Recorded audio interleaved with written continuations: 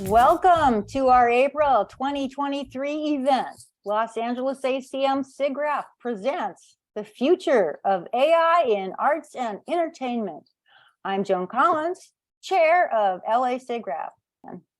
Now, this coming up in this SIGGRAPH chapter event includes people who I think you might recognize. They've been around: Kevin Mack, Audri Phillips, Andrew Orloff, Andrew Maximov, and our fearless past chair, Ed Lantz. He's our moderator, and he'll introduce all these speakers in just a second. I'll be brief. If you should become a member of our chapter, you gain access to our 10 meetings or events per year. We've been continuously producing these meetings since 1979. Coming up, we have some special events that our chapter is going to be putting on next month at JPL, and the other one in the metaverse. You'll find it, I'm sure. We also have nominations open for officers this month, due by the end of the month. We're looking for chair, vice chair, secretary, treasurer, and membership. If you have any questions, you can reach out to us. You know my email by now, but we'll get it out to you as well. There's our team chair, Joan Collins, vice chair, Larry Rosenthal, secretary, Rick Hernandez, treasurer, Dave Kurlander, membership chair, Sharon Eisenberg, and all the members of the executive council and of the chapter. Our electronic services chair is Leonard Daly, and our presentations are supported by our electronic services committee, Leonard Daly, Franz Zandanella Benjamin, and Rick Hernandez. You all can join our chapter at our website, which is https://LASIGGRAPH.org. Just remember LASIGGRAPH.org, and you can find us. And at the bottom of the homepage, you can sign up for our announcements for free. And now, one of our esteemed past chairs is here to introduce each of our speakers. Ed Lantz, let's see your smiling face. Ed, nice to have you here. The floor is all yours. So we have a great group of panelists, as Joan mentioned. Before we introduce everybody, though, I'd like to do a little bit of an intro into AI. Probably most people here are very well versed in what's happening in AI. I went and asked ChatGPT, what is the future of AI in arts and entertainment? And here's what I got. It's quite interesting and a very good summary. AI generated content, of course, personalized experiences, collaborative art, enhanced audience engagement, and increased efficiency. GPT-4 says that the future of arts and entertainment, AI will make the creative process more efficient, personalized, and engaging. So I thought that was interesting, and that is up on the LA SIGGRAPH website for this event if you want to check it out. One of the things that's rocking the world, among other types of AI, is generative AI.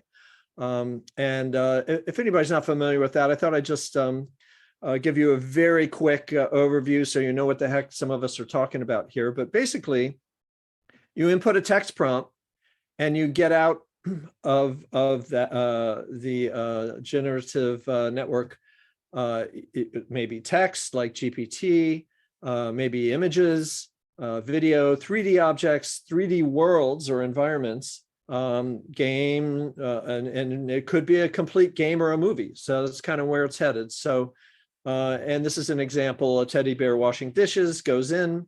This particular model here is Google Imagine video, creates a video to go with that. Cool stuff. Very cool. If you haven't noticed, AI is actually emerging very strongly in arts and entertainment, and some of these have been around for a while. Others are newcomers. Some of them haven't even launched yet. I'm not sure if Firefly has launched yet, but NVIDIA just announced Foundations, and it's a complete suite of AI tools. OpenAI is very similar, and there's AI-based language dubbing, can synthesize languages. We have color grading, other tool sets. Shutterstock is letting you create visuals and like that. So this is starting to move very fast. In fact, so fast it's mind-blowing. I like to say that the Moore's law curve went from 18 months for CPU computational power to maybe like 3 months for AI capability and intelligence, if you want to call it that. So this is looking to be a very big area, huge growth. And we're just trying to get our heads around it here. We have a panel of luminaries in the industry who will share their perspectives, and then we'll brainstorm what's coming with everybody. Feel free to put questions into the Q&A box at the bottom of your screen, and we'll try to pick those up as we go along, or at the end there if we have to. Yeah, so let's have fun. Our first panelist, who will introduce himself a bit and some of his work that he's doing, is Kevin Mack. And Kevin's a groundbreaking pioneer in digital art, virtual reality, and visual effects. He received Academy Award for Best Visual Effects on the film What Dreams May Come in '98. Awesome film there. His art is informed by research in a wide range of fields, from neuroscience to artificial life, and his work has been exhibited in film festivals, galleries, and museums around the world. His most recent VR project, Namuanki, I think is how it's pronounced, was an official selection of the 79th Venice International Film Fest and was nominated for Best Immersive World in the 2022 Raindance Film Festival. And Kevin has a new book called Emergent Visions, which features artworks he created using text-to-image AI art tools. So without further ado, Kevin, why don't you come on screen and share with us your perspective and your work that you're doing in AI. Thank you, Ed. I appreciate the kind introduction, and it's really great to be here. I've been, getting so into this AI stuff lately. I've since about this time last year, a little earlier, but and I was really into this stuff in the 90s. Like, I got way into artificial life and neural networks. And of course, the neural network end of it was a little more difficult to do back then. And I pitched the idea of doing kind of basically text to image back in the 90s to various people, and they went like, "Yeah, we're not ready for that." And so I'm just super thrilled to be finally able to do this stuff. So I'm going to show a little bit of the work I've been doing. Let me see here, get this going. And there we go. So that's the cover of my new book, Emergent Visions. And it's very much about emergence, which I've been exploring for many years. And I thought I would read just a brief little bit out of my book here, a couple sentences about emergence, because I think it's so important with these AI tools. Emergence is when properties arise unexpectedly due to the interaction between the parts of a system in which the parts cannot account for the properties that emerge. Basically, the whole is both greater than and different from the sum of its parts. Emergence is the essential ingredient in all creative processes, from the subatomic to the astronomic. Emergence is behind the primal mystery of existence and all that inspires awe. And so I think that, this emergence thing, I've been using it, for decades now. You can create emergence using procedural tools. Even before digital, I was, creating emergence in my paintings using, just by splattering different materials together and seeing what happens. It's an amazing thing when properties and elements interact and create unexpected results. So I'm going to switch over to this book here. And so we'll start with this piece. This is called Distilled Essences, Composed Impressions of Selected Qualities and Things. And this was done with Stable Diffusion and Photoshop. I do quite a bit of work on these. I upscale them. These are real high res, and I render them in tiles and different things. But I'm just so excited about all the different possibilities. It's just it's phenomenal what the things I've yet to explore. Here's one called Shravana Shruti, to listen and to hear.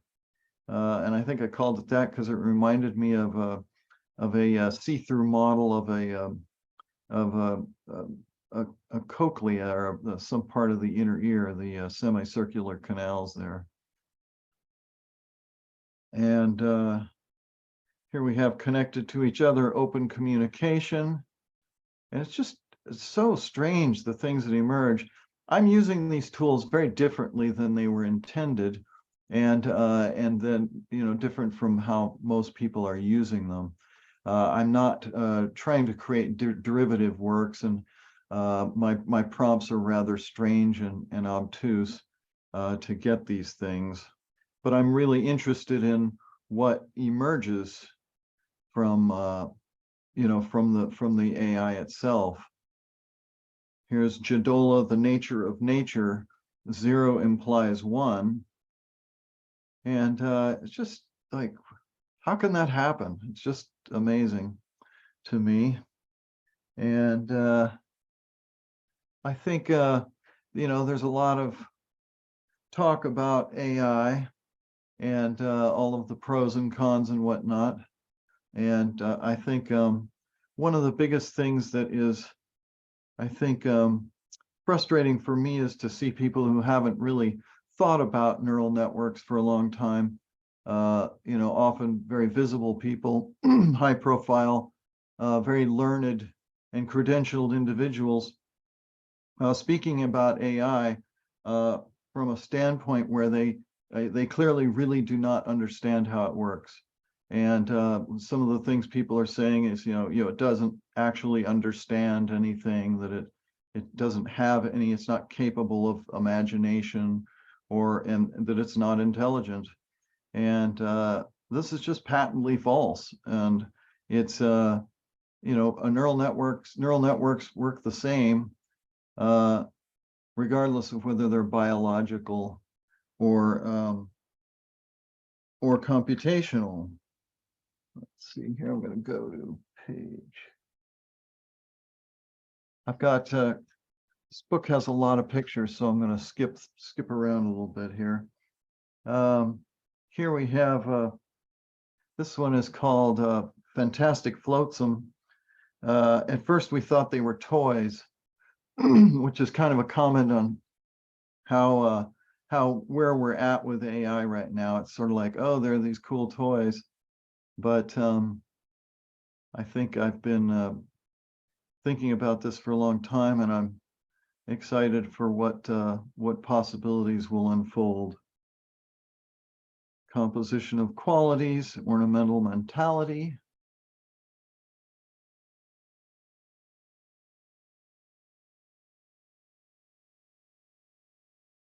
And I'll just keep scrolling through these.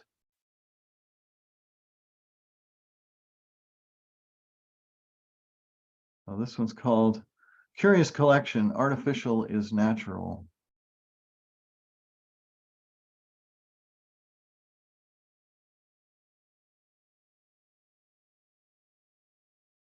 And the possibilities are just staggering. And I go about this process in a lot of different ways, but it's sure fun being able to make these things that I've been seeing this stuff in my head since the 70s. Okay, let's see. This is awesome, Kevin. Michaela Stetler asked, have you ever produced these as physical objects? Well, I've done quite a bit of 3D printing. I embraced that very early in and I just the thing is though that requires a 3D model, and folks are working on that, but right now these are 2D images, and I've been exploring ways to bring them into 3D, but it ultimately still is a whole lot of work that you do by hand in 3D. So I think that we'll see that happening before long, and I'm excited to explore that. This one was called Little Did They Know. Nevertheless, it's kind of like I don't know, like a shaving kit and olive oil in a yarn shop or something. Anyway, there's kind of a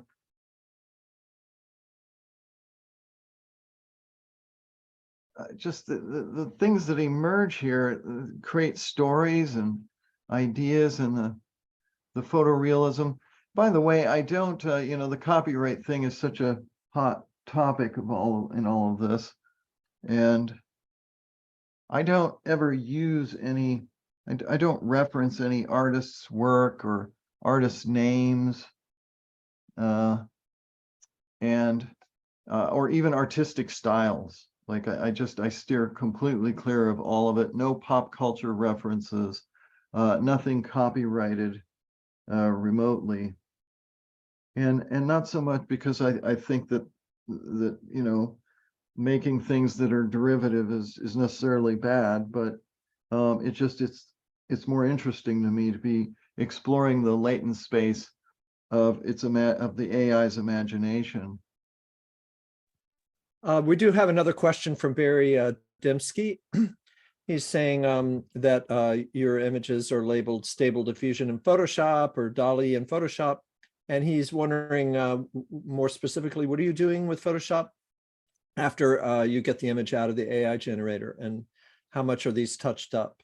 Oh, yeah. It varies. Some of them are pretty much, as they are as they come out, although I use gigapixel AI to up-res them. And then I usually do a bit of touch up at the very least, and certainly a fair amount of color correction. But some of them, like this is a good example. This is, there were dozens and dozens of generated images that made this up.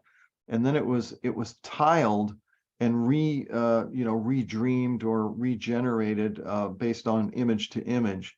And then those tiles, I make multiples of each one of them, and I pick the best parts of each one and clone them together, and then fix all the seams and so on. And then even then, it's better now, but it was hard to get everything in focus in any given generation. So this one I painted on for, I don't know, a week or two. So that there's also a fair amount of painting on the images. Got it. And Harold asked, are these 2D images that synthesized without as 2D images without underlying 3D model or rendering, right? Yes. Yes, there's no underlying 3D model. These are just AI generated, text to image generated work, and with a fair amount of Photoshop. Often edges and things get kind of messed up, and so I'm always trying to clean them up. Cool. We'll have to move on in a minute, but Greg Panos asks, do you run Stable Diffusion locally on your own gaming or rendering machine? I don't. I've fooled with that a little bit, but I found I'm able to do most of the stuff now just, with the web stuff, and there you get, access to the even better. I like being able to generate high res images. So, yeah, I think even with a 4090 or a 3090, you're going to get, a little bit lower res than what I can get on the web. Or also I use, Google Notebooks, the Google Colab.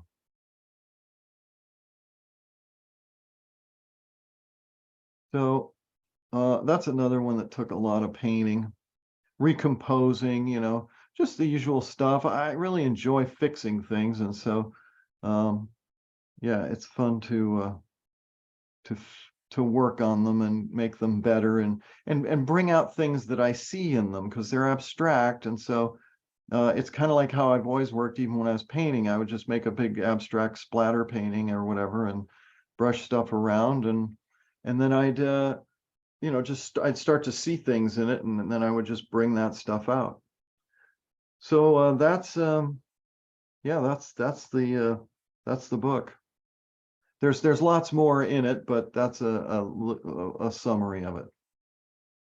Awesome. Well, thanks, Kevin. Appreciate it. Very cool work. Yeah, and then we are, by the way, going to address intellectual property, copyright later in the panel.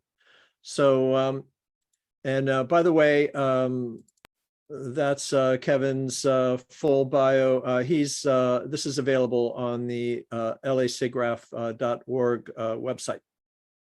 So, moving on, Audri Phillips. Audri is a dear friend. She's been a artist in residence, resident artist at Vortex Immersion for over 10 years, I think. Audri's a Los Angeles-based visualist and content creator with a 25-year history, including 3D animation, immersive VJing, particularly in domes, immersive theaters, directing, and visual effects, which was a large part of her career. Her work includes full dome pieces, mixed reality, animations, VR, music videos, and paintings. And her work's been exhibited in festivals and conferences around the world.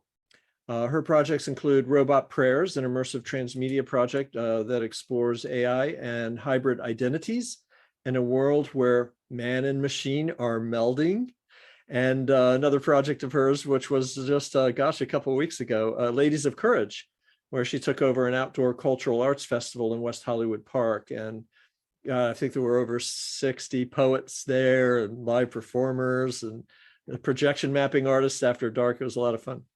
Audri, as I mentioned, is a long-term resident at Vortex Immersion, and she's a member of the Intel Innovators Group and Autodesk Developers Network.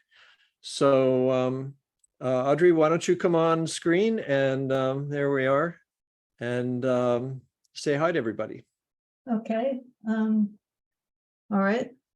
So can everyone see this? Wait, share screen.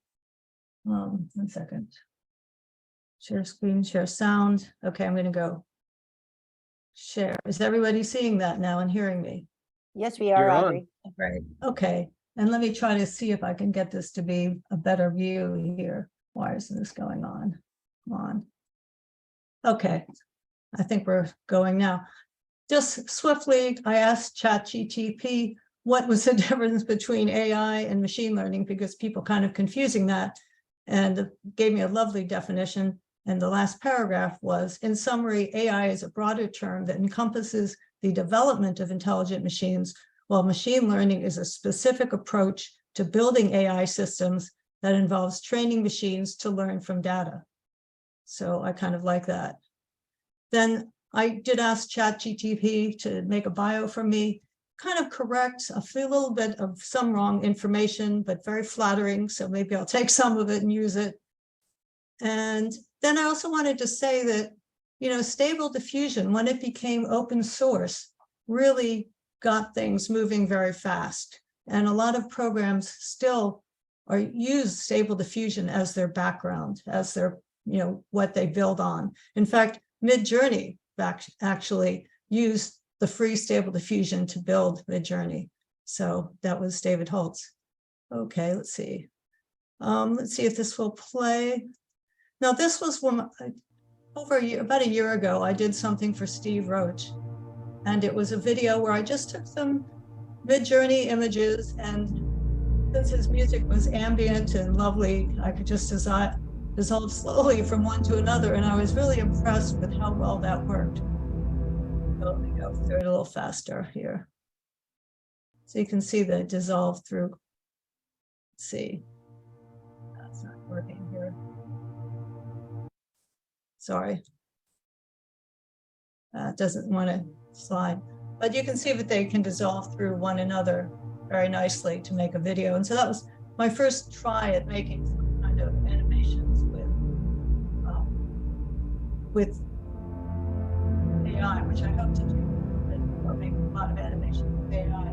Right now, I take a lot of AI images and I combine them with other images. I do layer them, create videos that way.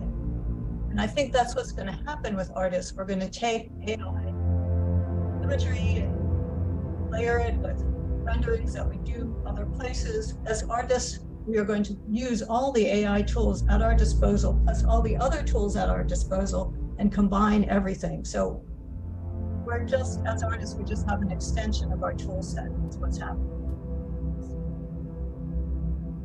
Much more to play with. Come on, move on. Okay, then I decided, as artists, we need to see what these different programs do. And you can feed the same words into different programs and you'll get different results. For example, this is DALL-E 2, and I use leaf feather bridge spanning the ocean at sunset. This top row is DALL-E 2, and this bottom row is Midjourney. You can see it's very different. And that's important when you decide what programs you're using to start understanding their algorithms and how they're built and what happens.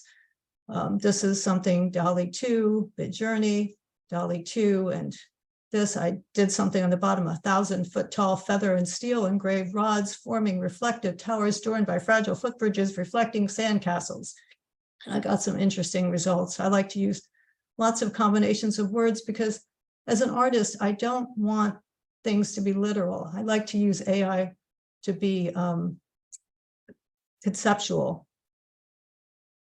Okay, this is another example. I use frog, turtle, dog, cute robot pet on a mountaintop. And here you have DALL-E 2. It kind of made it more cartoon-like, but you also see that it insisted on making a frog and a dog, or a frog and a turtle. Didn't really mix them. Where in Midjourney, I got these lovely mixed results where it kind of combined everything in this lovely way. I really like that. And that has to do with how Midjourney is programmed, how it's set up to take the different ideas and see how they blend, take the different parameters and see how a frog and a turtle can blend together, what is like about a frog and what's like about a turtle. This is when I used Dream Studio, and you can see here in Dream Studio, they kind of have a frog that kind of has like a turtle vest on, but here they have a dog and this other thing. Or Midjourney, that was what I had gotten before, like I said. Now, then the other thing that is always fun to me and is blending things. I mean, there's so many different ways you can put AI images together, and blending is really fun. So you take this image, and then I took another image I created, also an AI image, and I got these different results, right? Which are very interesting to me and fun. In fact, I think that as a painter, I used to work procedurally. I'd start with a vague idea about what I wanted, and then I would start painting and developing and seeing what happens. So it's kind of a procedural method, not knowing exactly what the outcome was going to be, but I was going to be developing towards the outcome, which is kind of like what emergent is about. Emergent, you don't know what the outcome is, and the outcome is going to be greater than what the parts are that you put into it. And working with AI is kind of like that. Okay, this is another blend that I did. I blended this one with this image here, and I got something, of course, very different. This very interesting kind of architecture thing here. Also conceptual. Let's see. So I love using AI for to conceptualize things. And like Kevin is talking about, I would love it if it could I could say, make a model from this, make a model from this, make these models, and then I could take them into 3D packages and do more things with them. And I think with depth mapping and things like that, that's going to start happening fairly soon. I'd say within the year, more of that's going to be happening, where you're going to be able to get your models. Let's see, that's just some more weird concept things for robots. You can see I like robots. This was something I did, a concept for some towers, some magical cities. And then I've started doing something with Unreal in it. I haven't gotten it to work yet, but taking models, I model them in Maya, then I take them into Unreal and see what happens. This is something interesting. This is something where I use runwayml.com. There's a lot of things you can do with this program, a lot of different features to it. One of them is feeding it video. So I fed it this video, right?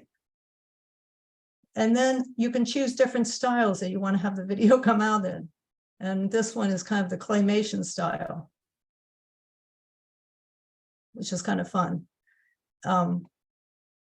And you can choose different styles, and you can create your own styles by putting images in that you want to put in. And you can also, with this program, I find it interesting, you can generate models. You can feed it photographs or images, create a model, give that model a nickname, and then when you're creating, when you're feeding your word text in, you put in that nickname that you gave your model, and it will reference that model that you put in. I haven't done that yet, but I'm really excited about trying that out in this program.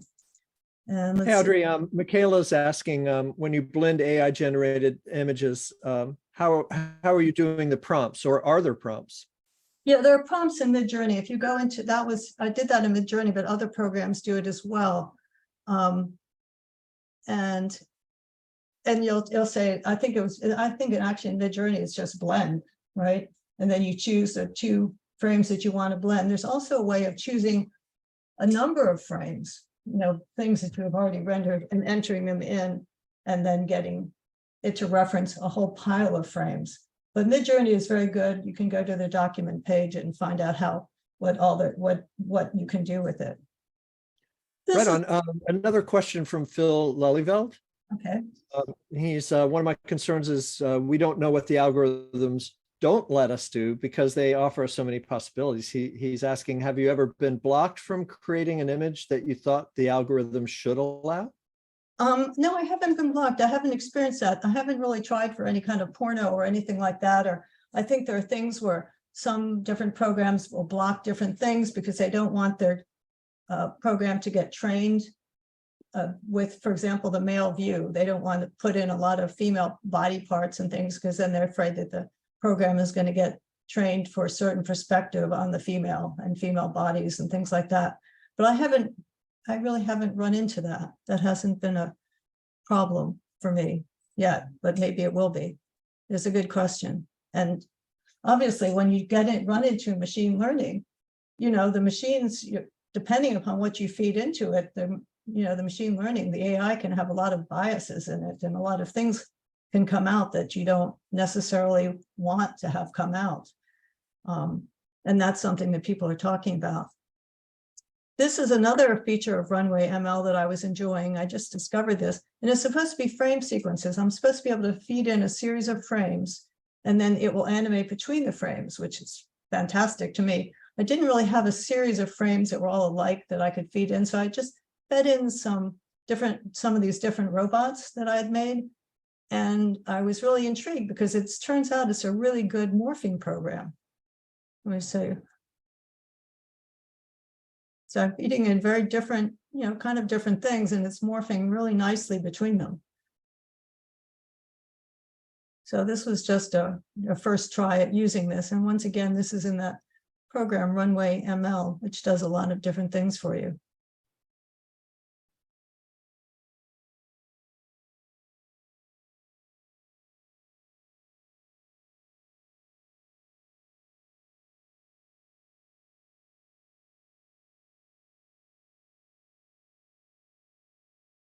So it's fun, I'm sure, but I'm going to find a lot of different uses for this, and I can fool around with what I'm putting in. So that was a nice thing to play with. What's going on? Oh, this seems to be doing again. This is a friend, Chris Cassidy, who's been doing a lot of work with stereo stuff too. And he's made some stereo images, see these double images, and you can take them into a program called Leopix and actually make 3D views for you from them. And for those people who like stereo images and working with stereo, it's kind of a great thing. And you can turn these out from different programs. That's some more of his things. Then this is from Ladies of Courage, which, by the way, Ed Lantz helped out with greatly. Thank you, Ed. He lent a lot of equipment and he was there running projectors, etc. Maya Beaton did a performance there, and we did a lot of projecting on walls and things like that. And behind her performers, she had a lot of AI images, almost exclusively AI images that she was projecting. And these photos were by Karam Malaki Sanchez, who came and photographed the festival. And this is more of the festival. In fact, that beginning thing I showed you of Steve Roach's, the music, and I projected that on the wall here. And then there's everybody. Steve Roach had a projection of him talking about his Lady of Courage, because everybody, before they performed, they came on and talked about who their Lady of Courage was. There's a dance group, Maura Townsend dance group performed. Here's a group of us that were working on this together, very collaborative kind of major work project here. This is from Kate McCallan's, some other different people performed, a lot of different performers, and a lot of 60 poets during the day. These are all night performances. The poets happened during the day under the trees in the park, poetries. This was Mikkel and Lola Sandgren, and they didn't have an animation to go on behind them, so they asked me to do one, so I did one. And you can see that behind them is an AI image right here, which was kind of fun to do. But it's typical how I've been working on all these music videos I've been doing. I'm doing a bunch for some people in Winter, Lazarus and Heidi up in Norway now, and I'm combining AI with Notch and Touch and Maya. I'm just combining everything to get what I want. AI, like I said, is just another tool to work with.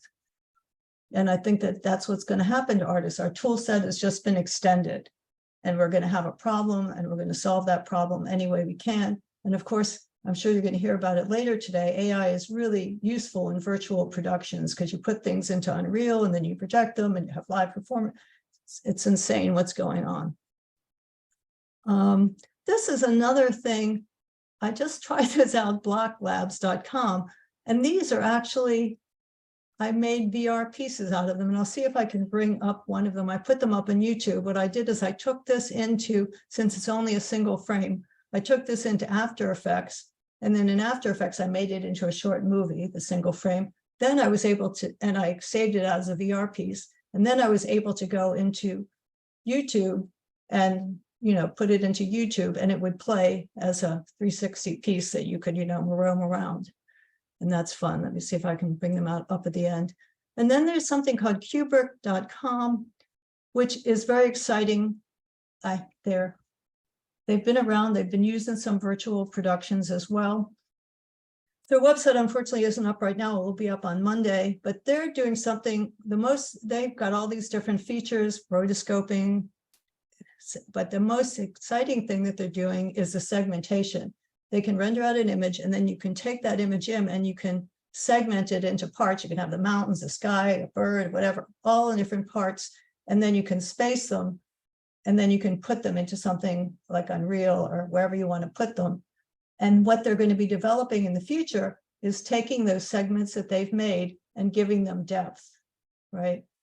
Putting a depth, figuring out the depth map on them so they become 3D, these segments that they've created. And that, they said, is coming very soon. So takeaways for me, AI is an extension of a tool as an artist. Artists will be prized for being AI masters. Generalists, the one who can use all the tools, will be valued. Certain things will be quicker to do, but as the bar to quality and what is possible goes up, complexity will increase. It will eliminate some jobs, but it will also create others. Painters will always be valued as well as those who create real objects by hand. Illustrators will use the best tools or combination of tools to create what the client wants. Photography did not eliminate painting. And I understand, most importantly, that my work as a digital artist has always been collaborative. It's always been influenced by the software and the hardware I use. And AI has been in the tools I have used in different digital programs for at least, I'm saying, conservatively estimating 10 years. So let me see if I can bring this down. I wanted to see if I could bring something else up. Where is it? Let me see if I can bring it up. I wanted to show you something in the background here. While you're doing that, Audri, Michaela asks if she has to do significant upgrades to her MacBook Pro to run and render these programs. No, I don't think so. Some of them are very simple to run. You don't have to do anything significant to do that. You don't need, major upgrades. You should be able to run on your MacBook Pro, especially Midjourney. This is a program I was talking about, Skylab, and let me see. So it's rendering an equal rectangular frame, still frame, but now you're panning at a planar view of it. Right, and see, this is what I put in YouTube. Like I was telling you, I had showed you the planar view earlier, and now you can see I put it into YouTube after taking it into After Effects first to make it into a movie, because like I said, it was only a single frame, and now you can roam about it. So I have a VR piece right here, and now I can consider how can I layer this, how can I remove parts and put parts in, etc. So it's very exciting.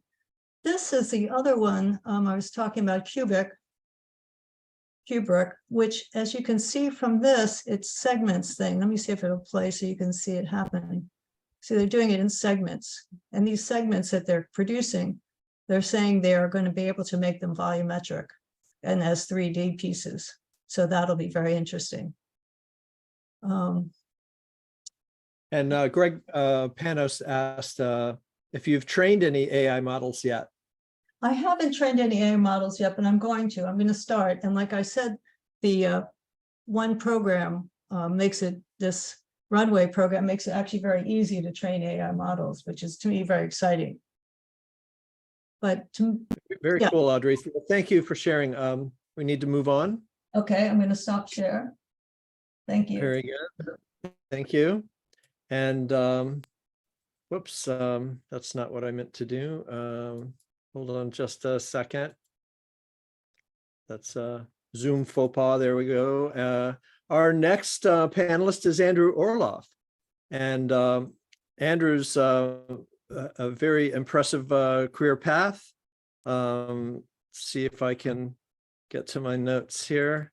He's Zoic Studios creative director and has been with Zoic since its inception in 2002 as a co-founder. Prior to Zoic, he served as a CG animator and supervisor at top LA shops, including Radium. Love those guys. 525 Studios, Insight Picks, and Modern Video Film. Andrew leads Zoic's award-winning episodic television division with over 100 motion control shots to his name. He was instrumental in setting up Zeus, which is Zoic's proprietary previs tech, and led the launch of the company's real-time group for real-time filmmaking. He has been nominated for 9 Emmy Awards for his visual effects work on The 100, Falling Skies, Once Upon a Time, Fringe, and V. And he's overseen real-time visual effects creative direction for series, including For All Mankind, which I love, which is on Apple TV, Sweet Tooth, another good one, and Superman and Lois. So Andrew is a featured speaker at various conferences and industry events, including VES and Motion, and has been interviewed by top publications and gosh, a couple of big ones here. I forget which. So anyway, I'm going to stop sharing and turn off my screen. And Andrew, why don't you come up and tell us about some of the work you're doing? Yeah, sure. Thank you so much, Ed, and everybody at SIGGRAPH. And just looking over the names of all the attendees, It's great to see so many familiar names, and I wish I was there to see your faces. A lot of people I worked with in the past, I work with currently. So thanks so much for showing up. It's a very interesting topic. I will say also Kevin and Audri, amazing work. It's just fantastic to see what's being done in the fine arts realm. I will say that and answer the question of have you ever been blocked from doing something on Midjourney? I had one today. It doesn't happen that often. I'm not all that edgy, but I did type David Cronenberg's name into Midjourney, and it did not like that. It bounced it right back to me. So if you're trying to Cronenberg anything, don't try it in Midjourney. It won't let you do it. So I'm going to share my screen here. Let's see. Let's do it this way. There we go. I should have it up there.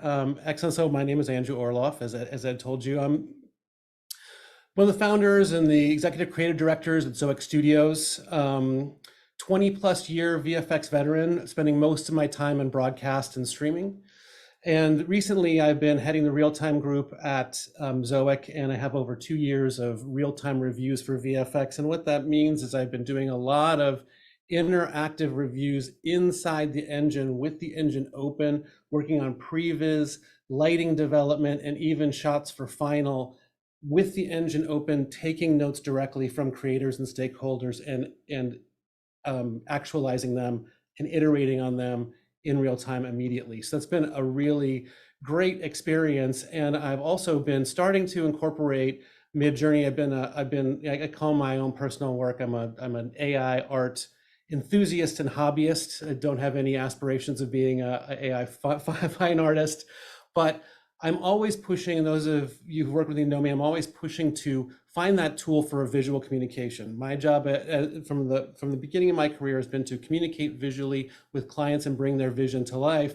And Kevin talked a little bit about derivative imagery, and I get a lot of requests for derivative imagery. I get, can you do this artist mixed with this artist? Can you do Star Wars, but what if Wes Anderson made it? Can you put these things together and help me visualize that? And that can mean a lot of things. And AI has been really helpful in putting that together and helping me communicate with my clients very quickly. So I'm going to go to the next slide here. This is my personal work. This is art for fun and some tattoo design that I've been working on. I practice every day. I try to generate at least 4 or 5 AI images every day. So experiment with different photography, different illustration styles, mixing prompts, getting some of my prompts from ChatGPT lately, helping an AI craft my AI prompting, just so I can be ready for when a client has a request for a certain type of imagery. I have some experience. I can know how to generate it on the fly. I also do a lot of tabletop gaming and world building on my own as part of my other hobbies. And I would say that that Midjourney in particular and AI artwork is the best tool to come along for dungeon masters ever. My biggest personal collaborative process has been a tattoo that I've been designing with my boy Tal Paul at Blue Heron Craft Work Studios here in Bellingham, Washington. And we designed this tattoo sleeve together. And this was all a combination of Midjourney, Photoshop, me drawing on top, him drawing on top. You can see all this imagery placed into where it was going to be on my arm. This is the final imagery. And this is a comp that I did of what it would look like when it's done. And here's the actual, oh, hey, let's play it. Here's, you can see the actual tattoo in progress so far. I have one more session to go, but it's been a great collaborative experience so far to create something that you've done and then have the confidence to put it on your body forever. So it's been a great experience. I can show you some of the original imagery that I put up and some of the pieces I put together. And this actually ties into what I want to talk about with the VFX workflow, because what this allowed me to do was to iterate. I did hundreds and hundreds of different versions of each piece of imagery before I decided which one I wanted. Sometimes I would switch it and move it around. So iteration is key. The iteration's gotten a really bad rap in the visual effects community. People are saying iteration is the problem. That's why visual effects companies are going over. There's too many changes. There's too many notes. And I want to talk about that a little bit later in my talk, where I make some wild controversial prognostications about visual effects and AI art, but iteration is key, and it always has been. And I want to talk about how AI can change that. How far have we come already? So everybody has talked about this. The technology is rapidly evolving to a point where it's incredible. Like I have had the opportunity to have my career span through a lot of changes, going from, the Silicon Graphics, large workstations to PC workstations and foldable software, all this type of, digital transformations over my career in visual effects, but I've never seen anything move quite this fast. And to illustrate this, in a year of Midjourney development, so what I did was I took the earliest available version of Midjourney, which is version 1, which they switched to Midjourney version 2 in April of 2022. So what we're seeing is about a year's worth of development. And I did a really quick prompt version of a steampunk Frankenstein in a film by Guillermo del Toro. This is typical of the requests that I get for concept art sometimes.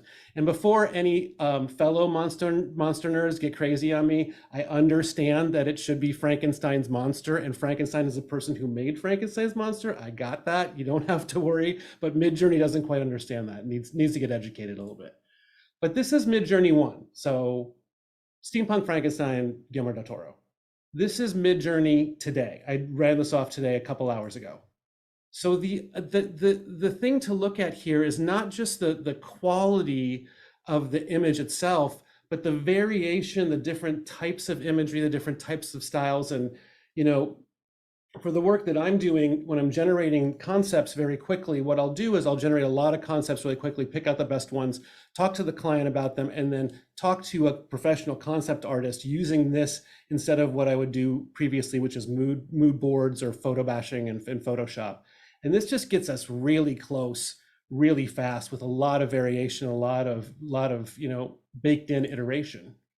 So I wanted to talk about Midjourney in the wild, like how I'm using it and what I'm showing that's been generated in AI for clients. Concept art and photo bashing, I've stopped going into ArtStation and DeviantArt and pulling other artists' artwork out and painting on top of it, which is something, or going to Google and taking pieces of different landscapes and putting them together and trying to make an image that way, and focused on AI.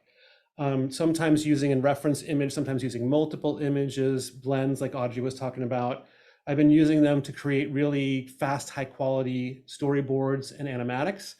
And also, as we see that there's a lot coming out right now, but like I said, in the wild already, Photoshop's neural filters, if you turn on the beta, you can do things like use AI to age, stills. You can use it to extract depth from stills to break things out into planes.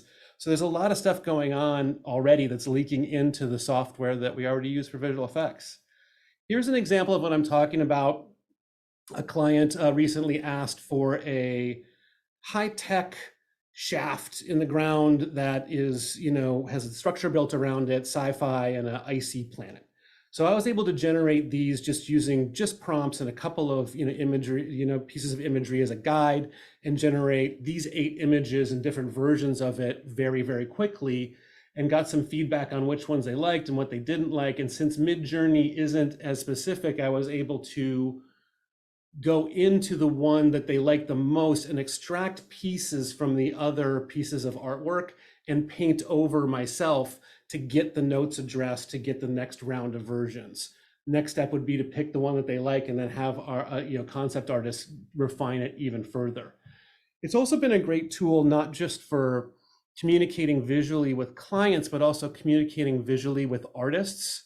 Working on a shot, that's pretty complex, needed a lot of lighting and a lot of stuff going on. I generated this piece of concept art from Midjourney of a C-140 on an airfield. And that was used as an instructional tool to talk about foreground elements, background elements, lighting, layout, composition, and I'll show you the final concept art, which actually I did as a paint over from a 3D model.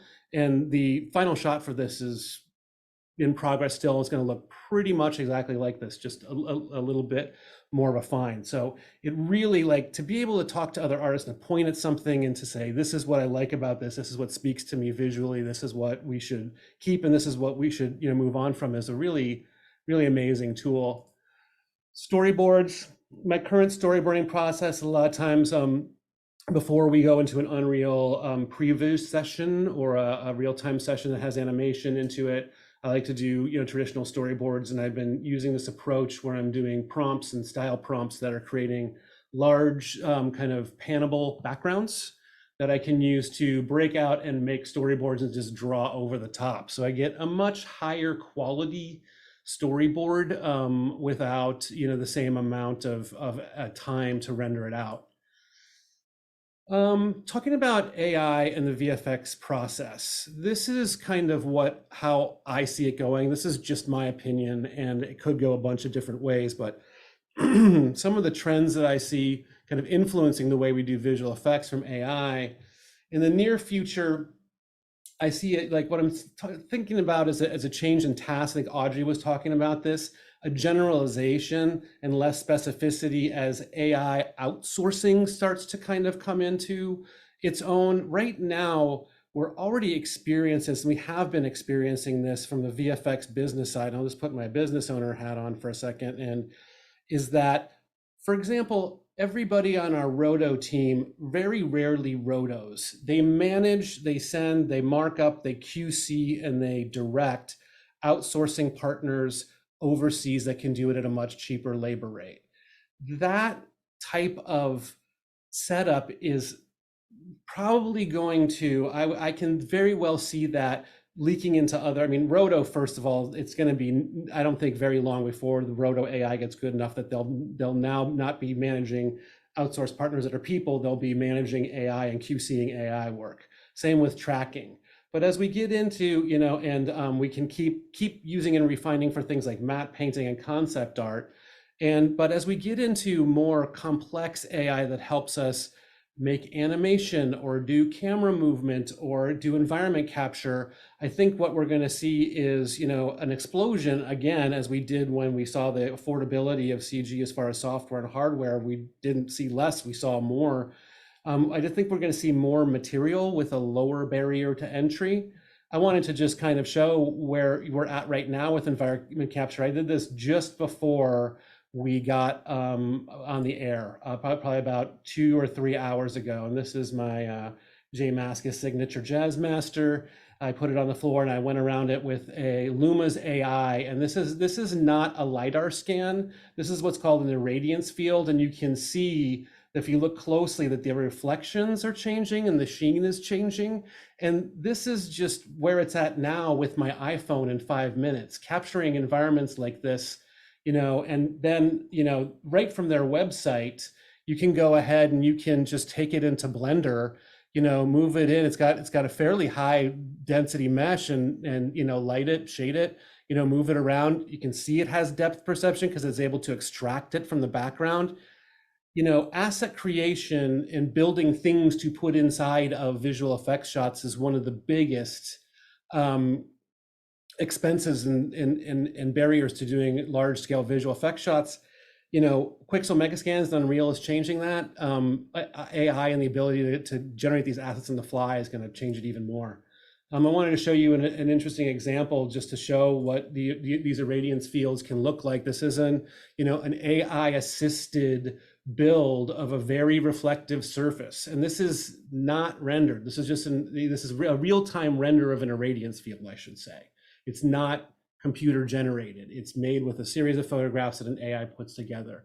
So you can imagine putting something like this at this quality into something like Unreal Engine, just by scanning it with your phone or a lower quality or a more consumer-based piece of equipment. That could be really powerful.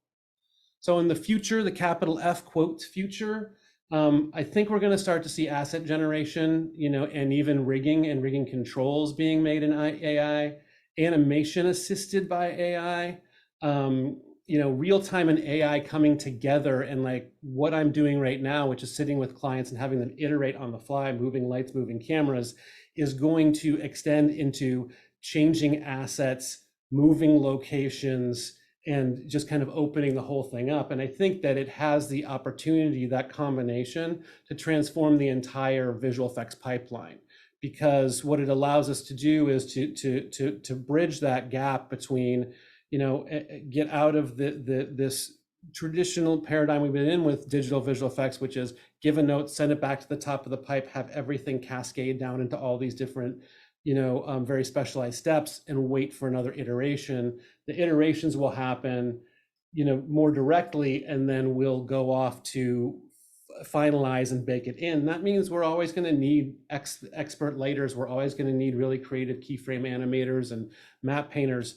I don't think it's going to, it's an age-old automation, argument.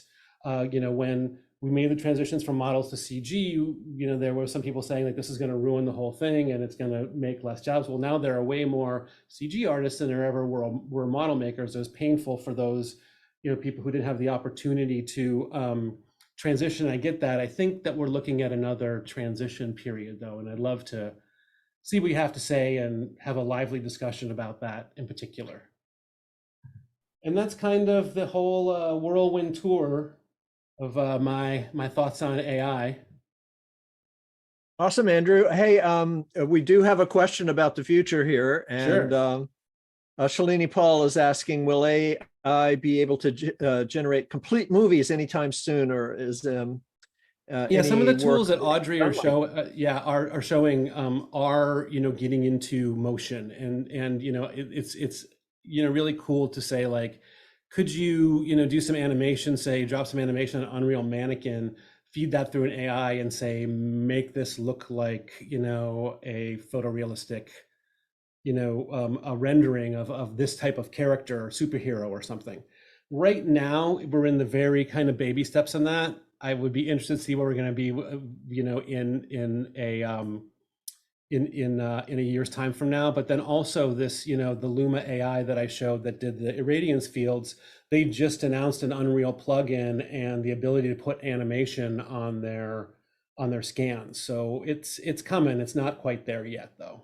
Very cool. But what about a prompt that says, make a movie about a steampunk Frankenstein monster who meets his monster bride and goes on a rampage trying to get to their destination, their honeymoon destination or something like that. I mean, could you prompt an entire film and have it just bust the AI? Yeah, not yet. And because one of the things that's a challenge right now that I've found is consistency. Like, I have a hard time generating the exact same asset from a different angle in a different environment. So that's going to be tied in, I think, with the generation of 3D assets. Because if you were to make that a 3D asset, there's some game developers now that are doing great work with AI.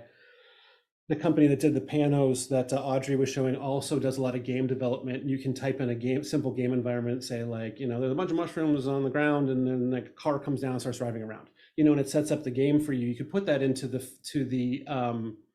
filmic sense, but you have to have a 3D environment to be able to do that, because derivative AI is not great. Like when you see graphic novels that are created in AI, they're kind of not as satisfying to me being a comic book collector and aficionado for the entirety of my life. That it's just too different every single time, and that has a great for generative work and iterative work and stuff that Kevin's doing. It's amazing, but if you're doing sequential work, it's still a little ways away. Cool. We have a question also now. Would you have the concept artists also use AI, or are they doing it by hand or digital painting?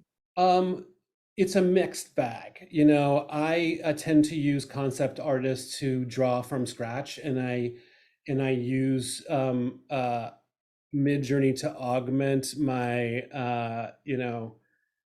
diffuse skills at rendering concept art. I can get part of the way there, and when I need like a studio quality, like something you present at a pitch, type of image, I'll go them. And the people I use tend to draw and they say like, this is the idea.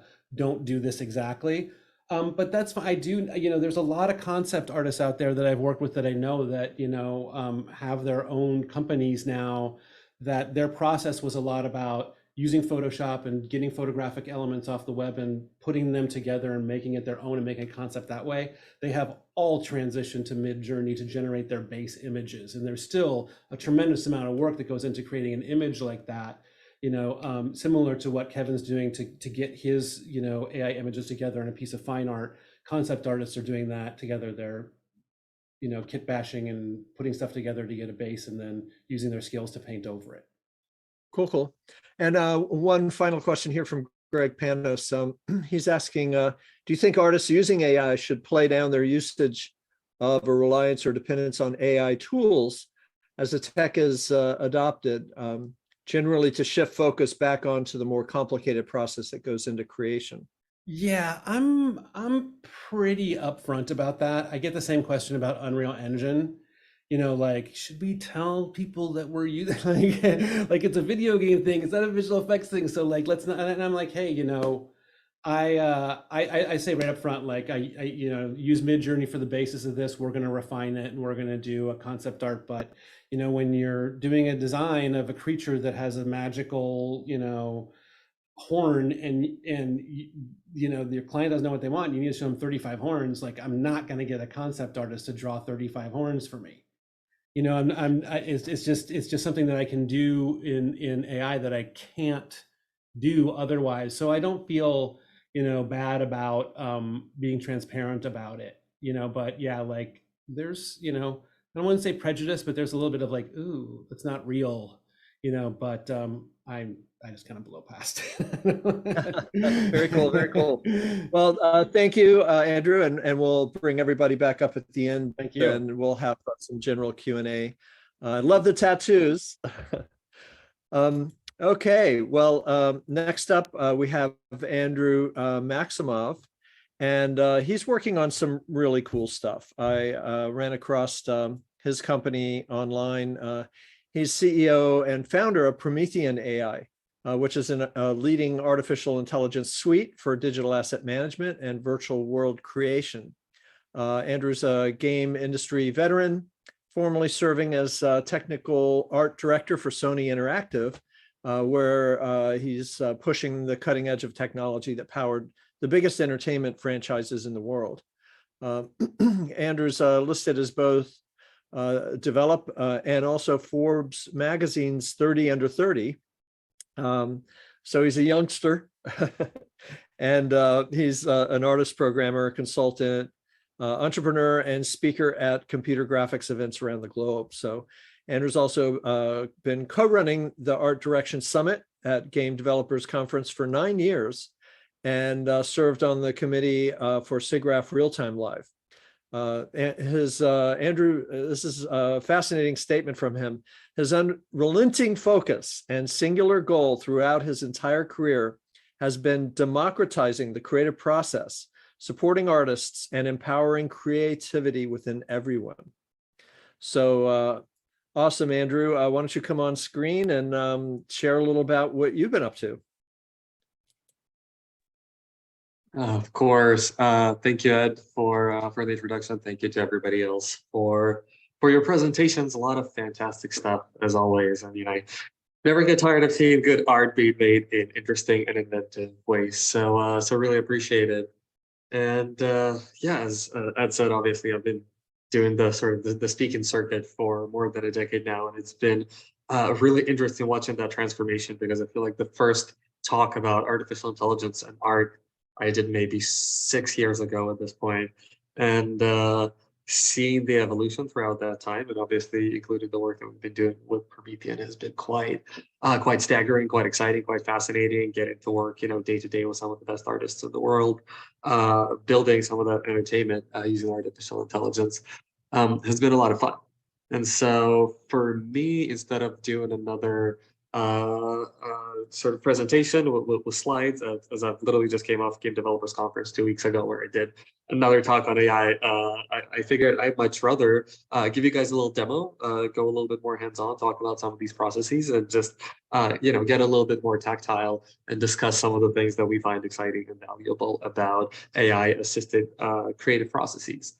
And so some of these things you can literally download our tools from our website, prometheanai.com, follow along and play around with. But the one thing that I don't think we talk about enough, because there's obviously a lot of generative AI hype these days, is actually the ability to use AI, sort of generative AI flipped on its head, where it just becomes analytical. And so I'm gonna try and share my screen now just to give you a preview. Okay, I think this should work. So you should just see an empty asset library that we have in Promethean. But just the idea that I want to show you is that we can take a whole bunch of unstructured data and then just drop it in, and it can be any 3D models, 2D assets, whatever else it is, and then just rely on AI to learn from that content, to identify, to analyze, and going from the most sort of trivial practical task that a lot of us have a need for doing 3D art, and kind of transitioning all the way into leveraging that for virtual world building. And so here, 600 images in under 40 seconds, we can process all of them, generate previews, and then make them infinitely discoverable using natural language. As you can tell, just a lot of content, right? You can have your reference library, you can have all of your inspirations for the project that you're working on, and then you can actually just start learning. You can say, oh, can you give me good golden hour lighting, right? Examples. And Promethean is just going to go in and say, oh, hey, have you considered some of these as ideas for what you're building? Or you can go in and say, for example, give me good establishing shots from my reference kits, and see what works as a valuable establishing shot. And so that idea that you can feed reference, but then query an AI about ideas it has, about what looks like a valid or interesting shot is very peculiar. And you can be very specific, not just about, say, the contents, but also even the lensing or background, foreground. We can do things like, let's say, party in a tent with string lights and bokeh, right? And then Promethean AI is going to go through, again, get this data from the server. Might take a second. There we go. And as you can tell, the first choice is like, okay, here's everything that fits into that, right? It looks like a party, looks like it's in a tent. There's a lot of string lights and very specifically, bokeh or lens effects. So we can talk about portrait lenses. We can talk about characters. We can talk about anything we want here. And by the way, we don't have to just be limited with natural language sort of queries and discoverability. We can also jump in and say, just go online and pick a person, like say Ashley Johnson played Ellie in Last of Us Part 2, which was the last game I worked on for Sony. And then we could just drag and drop her in and see what images we find that may or may not reflect her and her work on that project. And so stuff like that is very interesting, because obviously it enables a lot of opportunities, and all of the same stuff can be done for 3D, right? You can have a 3D library and you can say, cool, I want to find all of my leather furniture, right? And then Reader is going to go through and give you options. And then you can say, you know what, I like this one. What do we have more in that style? And then all of a sudden you have, other assets from the same kit kind of paired together that you can use. And so that idea that we can investigate and query and interrogate all of our content is very powerful with AI. But then the real fun starts when we have all of the comprehension, and then we can go and start building. So I'm going to bring up Unreal here. I have an empty scene. In fact, it's past some terrain for us as a starting point. I'm going to bring our Promethean AI command panel here, and now we should just jump in and do some stuff. So first of all, it's dark, so we can say, you know what, let's load some dawn lighting, right? And we're just using natural language to have Promethean interact with the scene. And then usually we strive for most interactions just being full screen, meaning we don't need any other AIs. The one thing that we're going to use here from Unreal is actually the ability to outline what we refer to as perimeters, right? Mark up some part of the virtual space and say, okay, we're going to build something here. So now I'm just going to go in and say outline, mark up this spot, and say we're going to build a little forest here, for example. And now that we've seen an example of just ingesting content, and once again, you don't have to ingest images in the way that we've done. You can do 3D assets. You can literally have your entire Unreal project Now we can just select both of these and say, you know what, could you build our northern forest inside of these outlines? And then Promethean should get to work. And it does it in two waves here, where first it will populate these sort of first order objects, essentially, and populate the big stuff. And then as you can tell, there's a progress bar happening. Hopefully all of the streaming and the internet stuff doesn't affect it too much. But the idea here being is that now we're actually spending time resolving all of these dependencies between these objects and their environment, trying to create this higher fidelity detail population all around them so that we can give you what is essentially a shippable environment, in a matter of seconds. And so, yeah. While it's loading, I think a few other interesting things to touch upon, right, is that everything that you see generated here has been trained on virtual environments, meaning unlike most of the world building that you might be familiar is that is sort of getting automated in 3D, that is procedural, where there's nodes and there's code involved in building it. With Promethean, everything you see here, like this forest and all of the detail in and around the bushes and the twigs and everything has been learned through examples provided by artists, where somebody made a little snippet of a forest and said, hey, here's what this forest looks like. And then we can just lay it down on the terrain and say, cool, this is going to be our forest. And so I think I'm going to mark up a little camera here, and we're just going to try and build a composition. So the other thing that I want to do here is establish some kind of focal point. So I'm going to dive in maybe here. And let's say we want to build a farm, right? So we can actually go in and say, Promethean, can you give me some farm plot objects? And it's basically whenever you use the word objects, Promethean starts generating these categories of like, oh, if I were trying to build a farm, what would need to be there? And it's a farmhouse, a gazebo, greenhouse, storage shed. And then it actually gives you all of these other options for all of the assets that you have that might just work on a farm. Here is, a swing bench or a tractor. And then if I go into any of these, say a farmhouse, and then I can right click and just give all of the other assets from my library that look like they might be a farmhouse. And then all I have to do to add them into the world is just drop them in and then have my AI not just add this one house, but as you can tell, it actually dressed it up with assets around it. It's like, oh, okay, it's a farmhouse. Let me bring in a little, actually, I forget what this thing is called. English is a third language. I do apologize, but here's a lawnmower. So there we go. And then there's, a hose and some tarps and stuff like that. So we can kind of move them around and adapt. But our idea with Promethean, right, is to start you off sort of 80% there, where if you want to, in a pinch, you can ship this. Otherwise, we are excited for artists to kind of go in and start tweaking and adjusting. But then now going back to our camera angle here, we can say, okay, maybe we want to add something else. Let's see. I think we had a tool shed. Maybe I want this one, just drop it in here. And then let's see, to make it more interesting, I think we want another little piece of biome.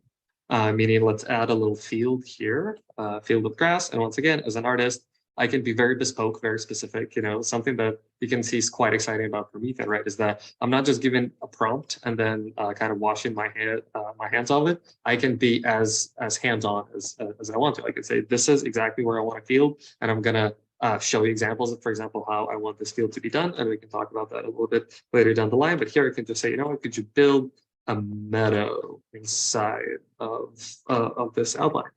And then same deal, Promethean's going to do some thinking, and then it's going to try and populate this and give us some content. And so the exciting part is that I feel like within 10 minutes, we'll be able to kind of finalize this whole environment. And I mean, 10 minutes from the start, not just starting from now. So all in all, I feel like we're more than halfway there, right? If we were doing a previous shot, for example, where we want to say invite, director, DP, and just talk about the layout, the block out, we don't have this establishing shot coming out of a forest. There has to be a farm. Maybe make it a little bit more interesting. Bring that tractor in here. Oriented in some interesting manner. And then, all we need from here, I'm going to get rid of this tree, I think.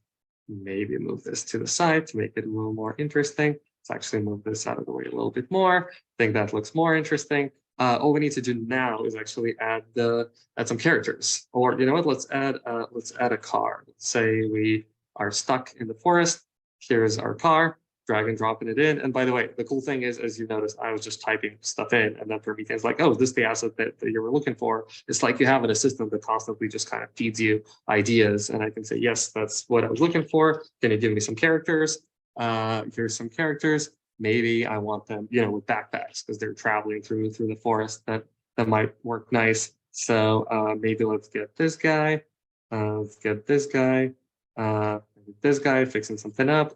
I think I'm going to actually take all of these right here, and then I'm just going to ask Promethean to make them face me so they look the right way, and then maybe we can add like a tree stump, say, blocking their way, right? I'm going to look for stump or maybe trunk, like a fallen tree trunk. Yeah, Promethean's going to give one to me. As you notice, by the way, it's been added into the environment with a bunch of little twigs around it, you know, other assets. And so let's grab this guy, put him over here for a more interesting composition. This guy is somewhere dragging behind, you know, sorting out his backpack. And then just for dramatic effect, I think we had some particles. So I'm going to say, let's do birds. Do we have birds? We have a particle effect for birds to make it, you know, more spooky. Just going to come in, drop it in. And then, yeah, I feel like right in front of your eyes in under 10 minutes, we have basically pre-visualized or potentially made a shippable level for your game, for your project that you're working on, and I can just jump in and start, you know, trying different compositions. And by the way, you can always change your mind on a bunch of these attributes. You can say, oh, what would happen if we say load, let's see, dusk lighting, right? Promethean is going to go in and give you another option. It's like, oh, cool, yeah, that is another interesting idea that might work.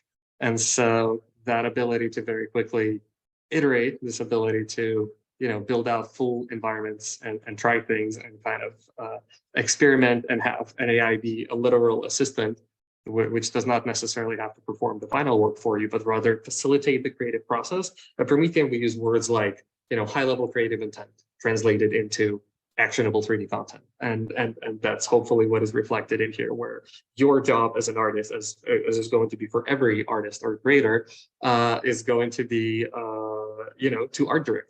The future of anything that has to do with, you know, AI tools is fundamentally discernment that you're going to have to apply. As an art director, as the creator, you're just going to be saying, yes, more of this color, more of that. And we're quite excited about that. And so, yeah, I feel like this kind of covers the big picture of what I wanted to talk about. I'm super happy to take any questions. And yeah, thank you for checking it out. Amazing, amazing. You know, I'm trying to think of all the little check boxes and parameters that you would have to go in and manually set, you know, to do each of the things that you're doing, like with a click and you have a text interpreter. I in your demo video on your website, I remember, and you just, it's like having a genie and Promethean, give me this, and poof. Exactly. You know?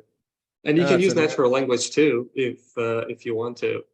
And that is quite exciting. And you can also use it in VR, which has been honestly felt quite momentous. The first time we got it working, when you're inside of a virtual reality space and you're just using language to build worlds and they see them come alive around you, definitely felt like something out of science fiction. And yeah, and so it's the future is fascinating and very, very empowering. Amazing, amazing.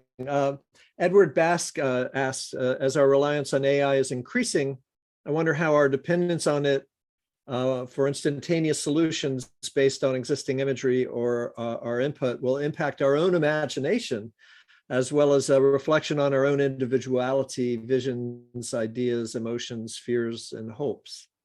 Oh, Edward, interesting question. Beautiful question. And we can, why don't we just bring up the entire panel now. I think if everybody wants to come on screen, and we can, you know, chat as a group. You know, I think Edward's question is very interesting about reliance on AI. You know, maybe making us lazy. You know, our imagination lazy. I mean, is it? Do you guys see it like that?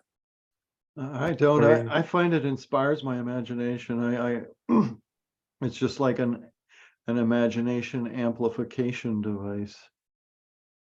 Oh, sorry, Audrey, I think you were going. No, I agree. I find it inspiring. I find it so, as I was saying before, it's procedural. It's like starting a painting and you keep working and then different things happen and you go along with it. It's really like having a collaborator that's working with you, and you know that you're doing something greater ultimately than you could do by yourself, actually.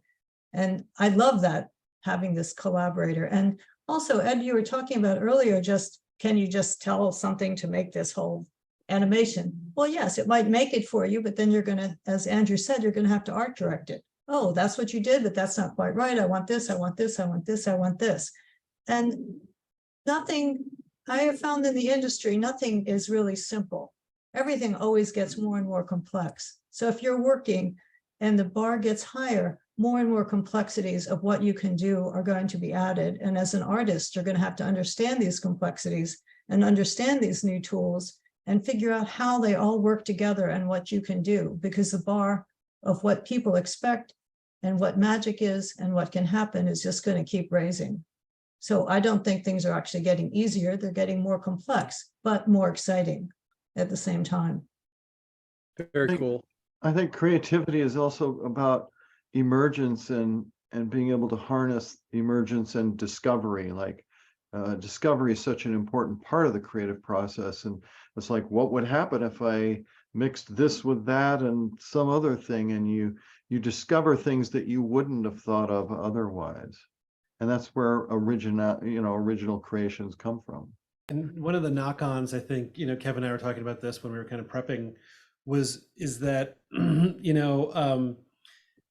if you talk about this, just addressing the lazy comment, I've noticed one of the knock-on effects of Midjourney is many artists, many young artists in particular, who don't have an traditional art school-based education, were before Midjourney unaware of the names and the associated styles of filmmakers and classical and modern artists.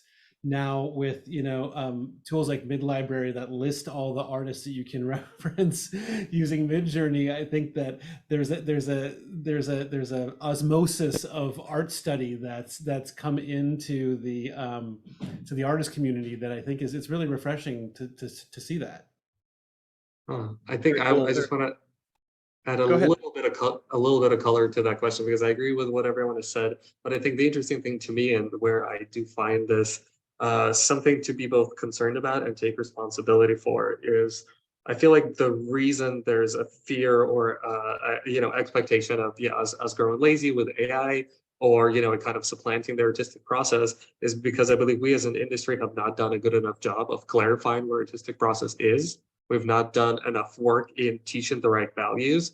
Because something that I find constantly is that the fear of AI is inversely related to experience, meaning the less experienced you are, the more terrified you are, because your perception of what art is heavily skewed to which button to press in which software, and you stress and agonize over that, and then you get $100,000 loan and go to school for 3 years, and you come out only knowing how to press these buttons, and then you rightfully feel like you've been swindled out of your dreams by the Midjourneys and the Stable Diffusions alike. Well, unfortunately, all that happened is that we, all of us collectively, failed to establish the right, very vocal and outward values as to what do we see as important about the creative process, what is valuable about imagery and art, all of that, all of the emergence and the innovation and the ideas and the problem solving that goes into that. And I feel like when we are able to refocus the attention of everybody, ourselves included, and our audience, on the fact that that is where the value is in the work that we do, that is where I feel like we curtail some of that panic around AI, but also just start building on top of that. Because yes, I can't tell you how many times I've been just exasperated hiring artist after artist just to realize that they know every piece of software on the market, and I can't get them to figure out a good color composition or what a nice lighting setup is. And every artist that I hire that makes video games, has to go to essentially film school, and I have to teach him about, Roger Deakins and David Lean and just all of these things. And I wish that or my hope with that actually, when we're talking about the laziness, is that it's actually quite the opposite, is that now we can stop obsessing about which buttons to press, and we can all start working on where the core values of us as creators lie, meaning learning about our inspirations, digging deeper into exactly what Andrew's talking about with the movies and the cinematography and the right inspirations for everything, and only building on that, not focusing on anything else that is superfluous and is entirely transient to our creative process, which most of these tools Wow, have. fascinating.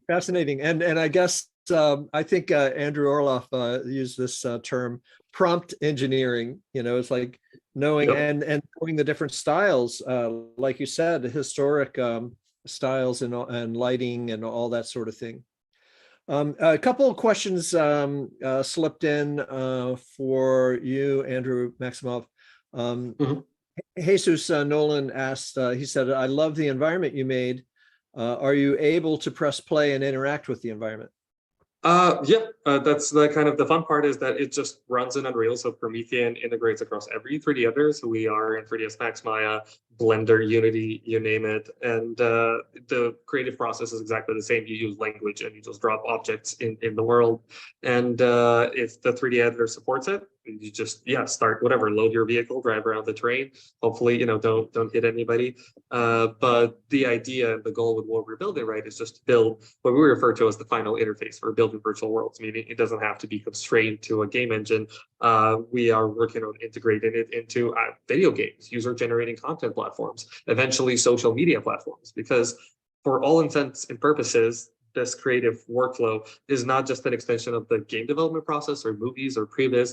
It is a way for everybody in the world to express themselves in ways that they couldn't, and it's a bigger jump in expression, or as big as, a cell phone camera was at some point, because there's billions of people on the planet that wish to communicate visually through experiences, through stories that they tell. And right now they are essentially constrained by their cell phone camera, whatever that can do. And if you can imagine that we can remove that barrier and be in every platform and just convert language into spaces and allow everybody to build interactive experiences and invite people into their worlds and walk a mile in their shoes interactively in 3D, that could be a very, very exciting world. Interesting. I think that's actually what threatens people, is because a long time they've been artists, and they've been artists because I know how to push all these buttons, you don't know how to push all these buttons, and look how long it takes me to do that piece of art, and all that is removed, right? All that's removed. You don't have to know how to push all those buttons. I'm so happy not to have to be like, slaving over 3D packages all the time and trying to figure out everything that I have to know to do it. And just to be able to, like you're saying, Andrew, get to the basis of creation. And I also love the idea that, this opens it up to everybody on the planet. Express your ideas, learn how to do this, be visual. It's wonderful, but it is threatening to people who like to have ownership. I did this. This is mine. Kind of thing, this is me, this is mine, and it threatens those people. And I'm sorry about that, because we have a bigger world, we have a bigger community, and everybody needs to work together and rejoice in everybody's individual visions as they come out, aided with all this new possible. Right on. I'm going to bust in with a question here about the impact of automation. There's a lot of buzz going around about AI taking away jobs, commercial art jobs, and we can see the progress indeed is exponential, it would seem. And, how is the definition of art going to evolve? And how is this going to affect Hollywood filmmaking? Anybody want to jump on that one? I mean, I think for me, it's actually very simple. Actually, I wonder if I can share my screen here for a sec, because I have my old slide deck. Sure. See if it will allow me to. But from this presentation that I just did at Game Developers Conference, I just like referencing some of the other slides that I've had, but I think fundamentally all of the art boils down to these three stages. There's a creative problem, there's solution, and then there's execution. And right now, a disordinate amount of money across all of the industries lies in the solution to execution space. And all that's going to happen, and on a long enough time frame that's inevitable, is that the execution space is going to shrink. Where the value really lies and what value we provide commercially to all of our clients is in how well we solve these creative problems. And I'm not just talking about just like an object or an idea. The right color could be a brilliant creative solution. If you look at a game like Journey, for example, that is fundamentally simple shapes and colors, the choices there are just astounding. A green sky with the pink sand and just stuff like that. And so all of these things is where we're going to have to spend our time. And so when we're talking about how's that going to impact industry and the automation, the execution is going to shrink. Everyone's going to have to become an art director. And then what's going to happen is we're going to need less people to produce stuff, which means that we can produce more stuff, which is another interesting point that I don't think we appreciate enough. If somebody assumes that their job is to press the buttons, it's going to be tricky. I'm not going to lie. There's definitely going to be an adjustment period. But the interesting thing to me is I don't know a single person in this industry that came in to say, you know what, I want to, do UV unwraps for my entire career, or, spend a month just doing greeble on a surface of a spaceship. And the fact that we can go back to the core memory that everybody had, watching Star Wars, watching Lord of the Rings, and saying, this, I want to make other people feel like I'm feeling right now, and giving that opportunity back to everybody else is what fundamentally is going to drive a lot of what we see. Because games are a very unfortunate example of that.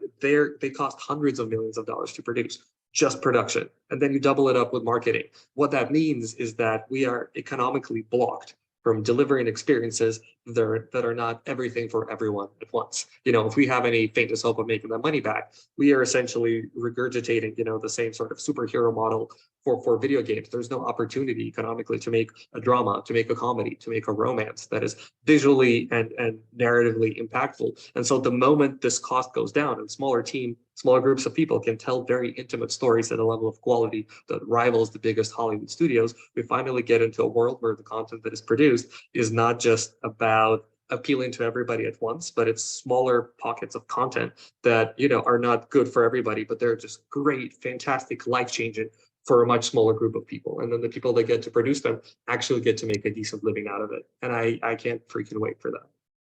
That's way cool. It's almost like you're going more directly, your graph there showed directly from the mind of the content creator into the mind of the audience. It's like almost Precisely. becoming a more, like a transmission of sorts. Yeah. I definitely feel there's a kind of a comparable here, because, as I started, in the early 90s in the visual effects business, that was just when the first off-the-shelf consumer, or prosumer level software was happening. Before that, it had all been custom softwares that were unique to each facility that wrote them in-house.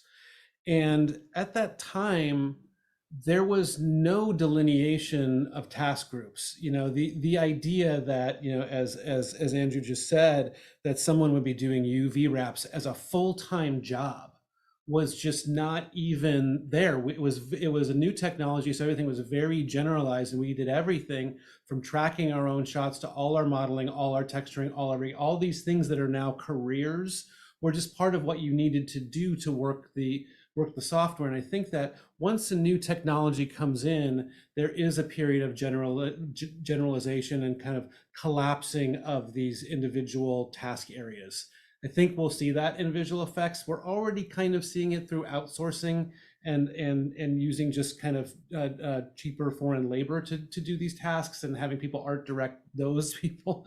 But I think AI is going to take over some of that, condense, and we're going to get more general skills of lighting, texturing, shading, art directing will be helpful. But I'm also really interested to see, just as I couldn't see what the new task areas, what the new jobs of visual effects would be, what are the new AI jobs that we don't know about yet?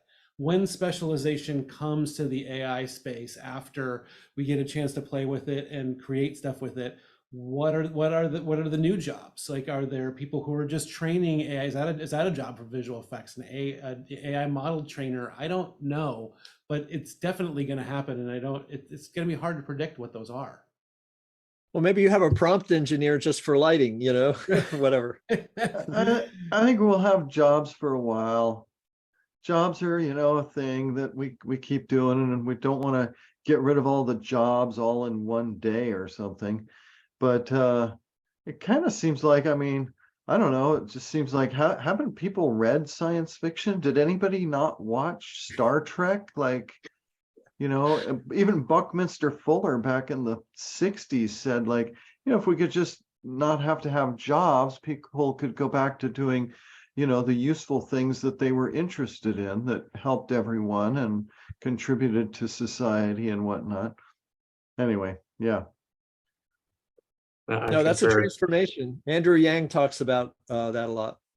Yeah, it's called, you know, sharing the resources of the world. How do we create societies where all the resources are shared, basically? So that Universal. person's value does not rest solely on the job they do, because maybe there are not going to be jobs for everybody, but everybody should have the right to share in the resources of the world. So that's, you know, major changes, basically. Yeah, that's really the big thing too, is you know, we're looking at the implications of AI and go so far beyond the entertainment industry and are so monumental. And the real question is just, can we adapt quick enough? Can we, you know, like, we don't want to change things too fast, like we don't want to collapse the whole thing, but you know, this whole thing of capitalism and all that is clearly on its last legs, and yeah, we gotta figure it out, how to transition. I think that's probably a good job. Let's have people start working on how do we transition into this, you know, global abundance period where AI is doing all the stuff we don't want to do, and we're friends with AI, and we've got it, you know, we got it worked out. I think that's another important thing for me is recognizing it's all like AI versus humans and humans versus AI. And, you know, even NASA predicted in the same, it's like, it's not like that. It's an integration. We will become integrated with AI and become something new that is, you know, some hybrid of human and AI. I mean, we already are. You Yeah, know, somebody said it this way, is that you, if you had a sports team, you'd want like one of the best players in the world to join your team. Well, an AI is like a team member you can incorporate into your team like that. you know, it's the problem is the human species, we are kind of not the most perfect species at all. And we can't even accept right now people who look different than us. And so now we're trying to say we have to accept robots and AI and all kinds of new beings, basically, which, you know, robots and AI are new beings, and we have to learn how to accept them. So it's going to be interesting. It's going to be interesting. Can the human species rise to the occasion, basically, knowing how imperfect we are so far? Yeah, and I also think that, you know, there's an opportunity here that we could take to, on a global level, we could take to democratize the type of entertainment that we have. You know, right now, using the magic and the power of visual effects as a storytelling medium is really relegated to very, very few people. And the industry is dominated by, you know, several large companies that are using this technology to tell stories, to sell more stuff.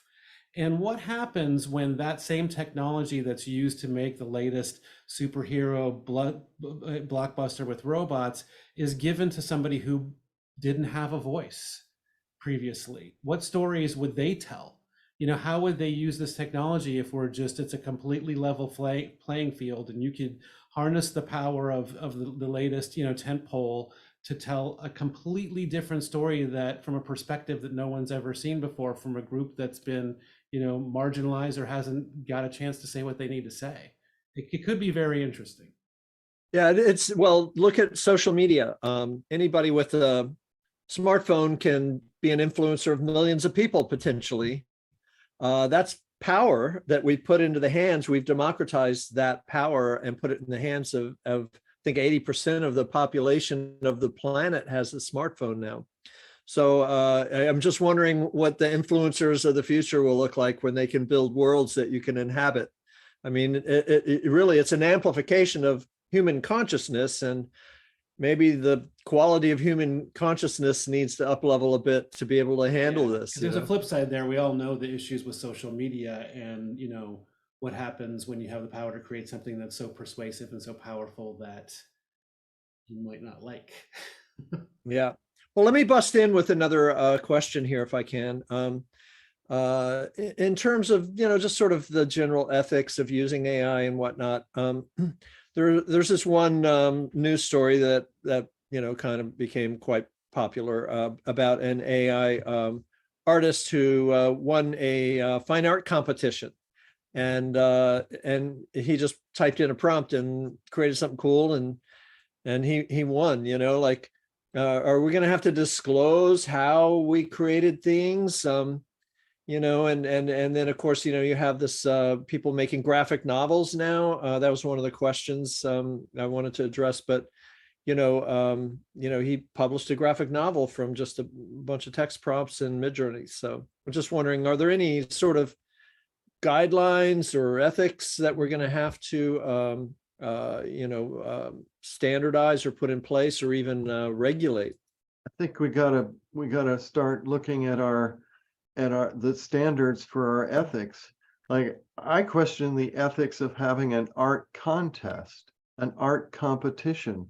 That's like, let's see which is better, the automobile or the apple. Like, it's like, how do you have an art competition? I mean, you know, I get it, I participate, you know, and everything, but still, I mean, so much of what AI is doing is it's pointing directly at all of these issues we have with our values, with our ethics. You talk about the copyright thing.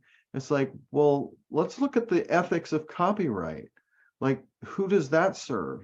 Like, who wins copyright cases? Rich mega corporations.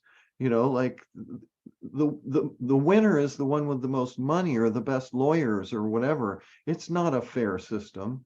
And so, and then also just the whole, like, what is the meaning of ownership? What is the value of that? Who does that serve? Anyway, there's, yeah, a lot of that stuff. And I think part of it too is this thing of anthropocentrism is just, it's embedded on our species, in our culture, in our language. You know, if you Google nature, humans are not part of nature. Humans are not a product of the earth. We're not a phenomenon of nature.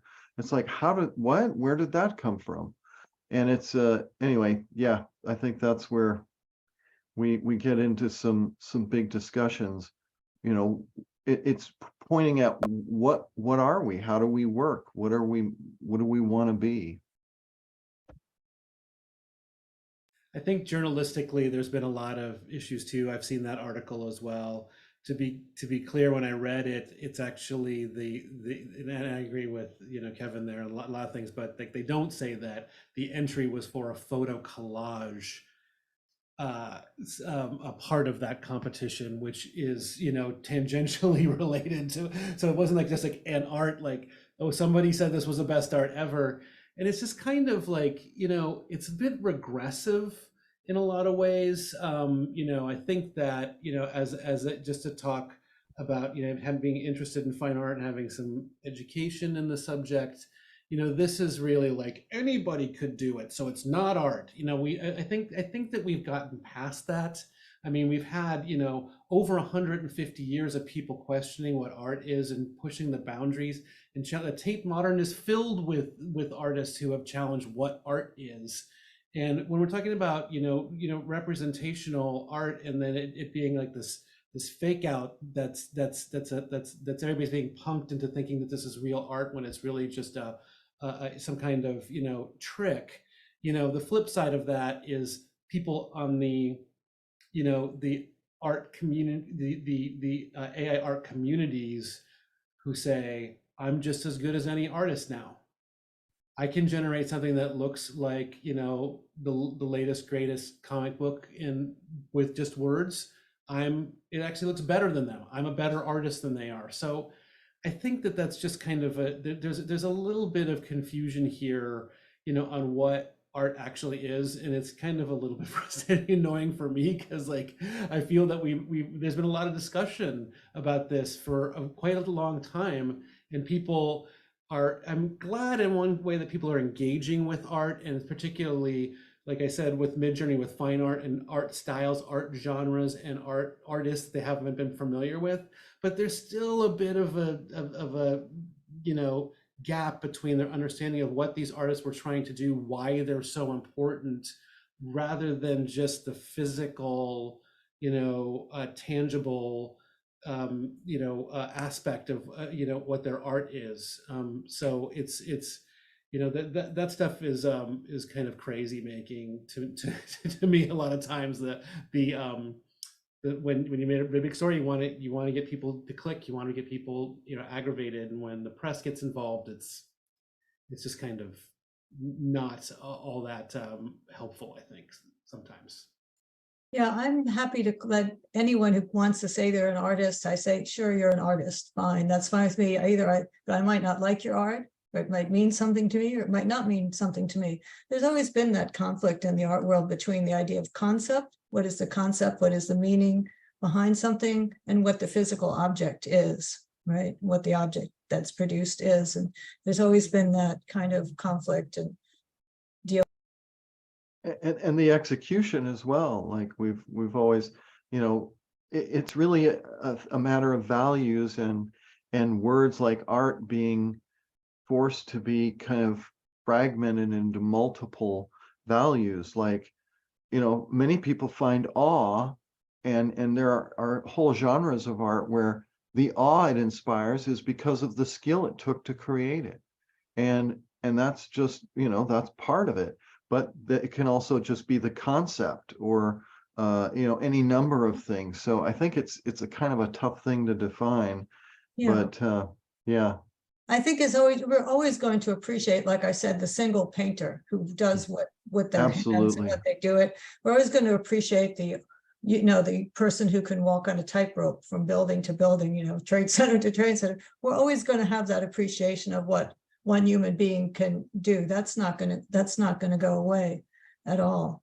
But art is a question of object and concept, and basically good art to me is a combination of heart and mind. And when you see the heart and the mind of an artist together in a piece of work, that's what really excites me as for art.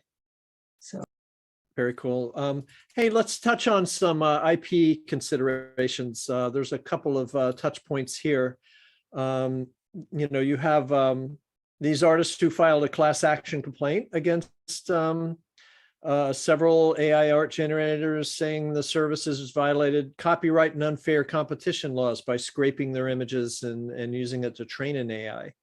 You also have this Stable Diffusion lawsuit. I don't know what the latest is on that, but Getty Images said, hey, you scraped all of our images and used them to train an AI. That's not cool at all, and there is one other touch point here regarding, in particular, the U.S. Copyright Office is saying, no, AI generated images do not qualify for copyright protection. If you type in a prompt and get an image, you can't copyright that. If you type in a prompt and create a character, you can't copyright that character. You can copyright the changes and modifications you made to it. But that's sort of an interesting touch point. And the Writers Guild as well, like when you write films, they had something to say about AI as well, saying that no, you can't, you whatever, that it doesn't, AI doesn't apply. So anyway, I think this stems from just a complete misunderstanding of what AI is and how it works. And it's just kind of silly. Like the copyright thing is like, wow, really? So, okay, so all of the visual effects that were done digitally, procedurally, using renders and stuff for the last 30 years, those are all not copyrightable. So we can just copy Avatar and all those visual effects. None of it's copyrighted because it was not generated by a human. It's kind of silly, really. It seems, yeah, and then the scraping of the internet, it's kind of like, well, it learns exactly the way other artists do. It doesn't have access to any imagery. It's learned how they work. Yes, it's very good at that and can produce pretty accurate replications. But again, it falls to people. People are the one that are plagiarizing or infringing copyrights in how they use these tools. And so I don't know. It was funny. The Getty image is one where they show the two images side by side. It's like, really, you're going to complain about that? Like, that's just, people have been doing that for years with photo bashing and stuff. And then there's so much to say on that, but it's frustrating to see. It's hard to see friends and stuff be so upset by all of it, just because they're really not understanding how it works. No, that's a really good point, Kevin. As a person, I can go out and, paint, I can copy someone's style, just like the machine can copy someone's style. I can go and copy Degas or whatever I want to. It's all that is quite possible now. And we do it. And, basically human beings, we copy. That's what we do. We're born copying. We copy each other. We copy the way we dress. We copy the way we work. Everything about human beings is about copying one another and copying everything. And So everything is derivative.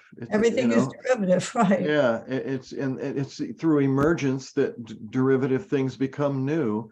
But also, like, there's artists who have been so plagiarized and so infringed that their work becomes a genre. Like that's the highest honor of all. Like, there's a whole genre of art that's based on the work of Frank Frazetta. There's all manner of artists that have generated kind of genres. Robert Williams and the lowbrow art movement and so on.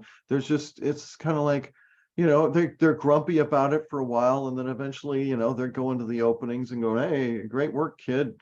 Looking at the stuff that's just a ripoff of their work. It's just, I don't know. It's fascinating.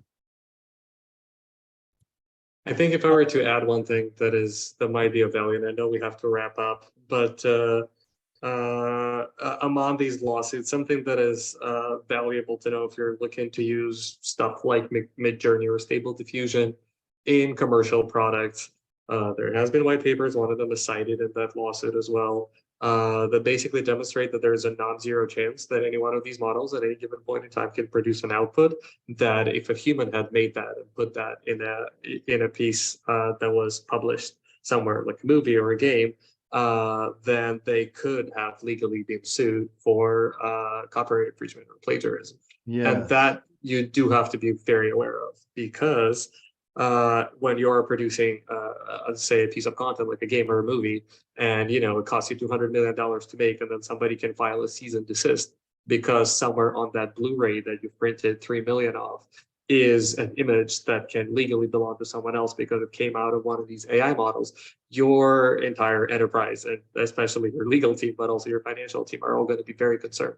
And so the general consensus across big companies today is you use that for ideation, you use it for concept art. You don't just take that content and put it out as final pieces, unless you're absolutely certain you can run it through every kind of clearance, because that might just bite you in the ass in all kinds of uncomfortable ways.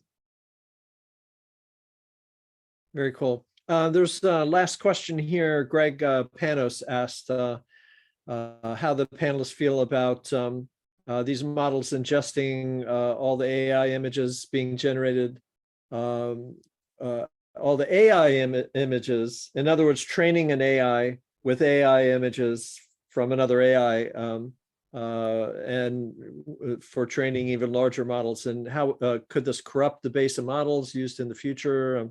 I don't know if you've seen the, what is it, Stanford Alpaca, I think, is a chatbot that they used GPT 3.5 to train this new chatbot. And instead of investing huge amounts of money in creating, GPT whatever, it costs $600 to train their AI off of another AI. I mean, what do you guys think about that? I think it's kind of weird because I've thought about that a bit with the imagery and everything, but I don't know that it would, without, human feedback or whatever, it would buy them anything, because the images that AI generates are already in their latent space. They generated it. So I don't think they can really learn from images they made unless somebody's going, this one was good and this one wasn't so good. And, there has to be some feedback mechanism there for it to be useful. Yeah, so what actually can happen there if there's additional annotation that it does not match directly what was the input into the latent space to produce it, that's where you get novel data. But I think actually the interesting value there is that if you look at all of the images on the internet, a lot of the images that Midjourney might create would actually be considered more aesthetically pleasing.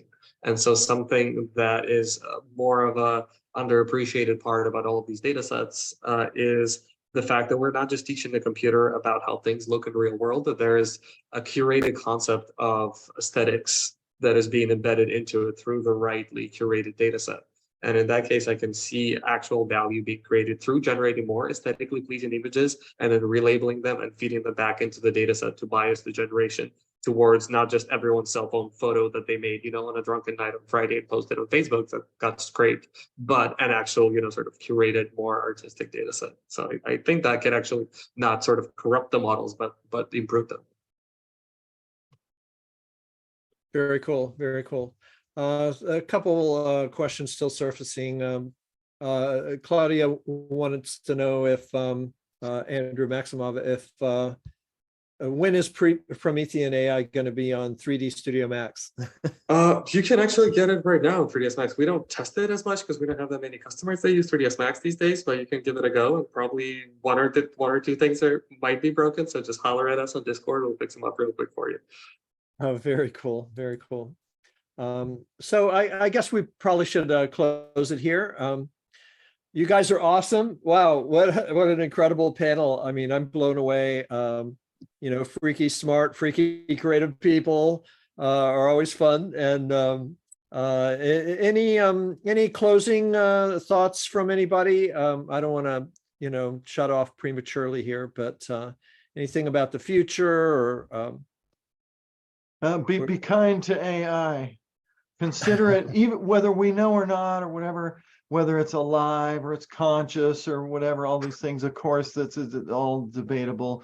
And in many cases, it's, they're not like us, they're not like people, but it's probably good to err on the side of that, just let's start respecting them now as beings, maybe not like humans, but yeah. I've been talking to my computer for years and thanking it. You and me both.